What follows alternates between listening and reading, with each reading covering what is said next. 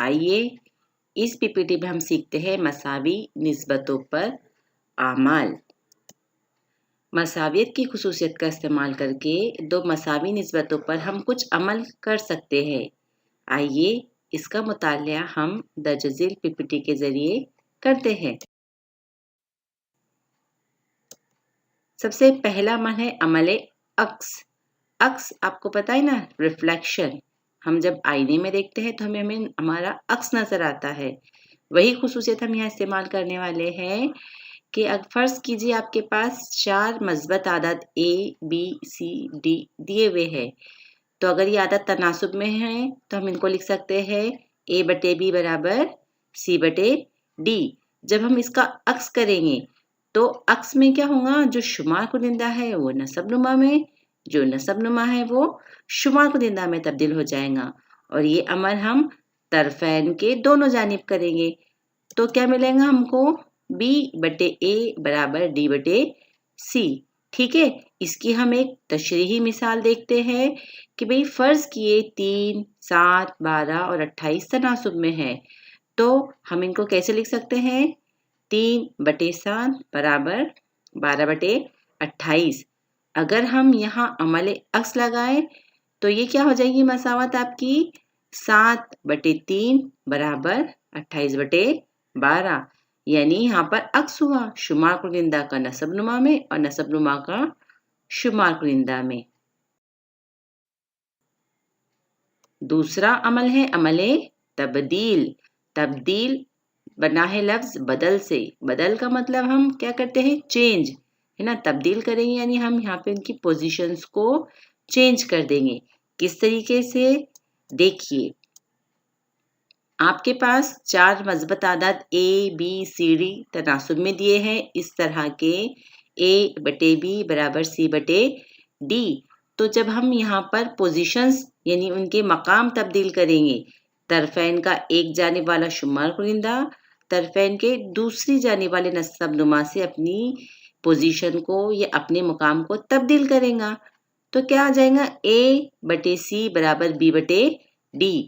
यहाँ मैंने जो है B और C की पोजीशंस में उनके मकाम में तब्दीली की हूँ। देखिए एक मिसाल इसकी भी तशरीही मिसाल के 3, 7, 12 और 28 तनासुब में है, तो हम किस तरीके से लिखेंगे, 3 बटे 7 बराबर 12 बटे 28। अब यहाँ पर हम लगाते हैं अमले तब्दील, तो 12 वाली पोजीशन 7 पे चली जाएंगी और 7 जो है वो 12 के मकाम पे चला जाएगा। तो अमले तब्दील लगाने पर हमको मिलेगा 3 बटे 12 बराबर 7 बटे 28। अगला अमल हम सीखने वाले हैं अमले तरकीब।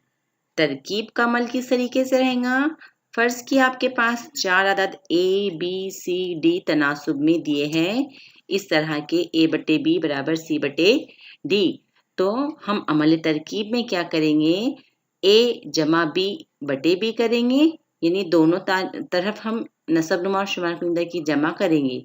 ठीक है, तो क्या आएगा आपके पास, A जमा B बटे B बराबर C जमा D बटे D।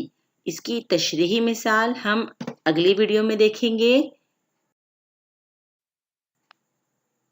अगला अमल है अमले तफसील।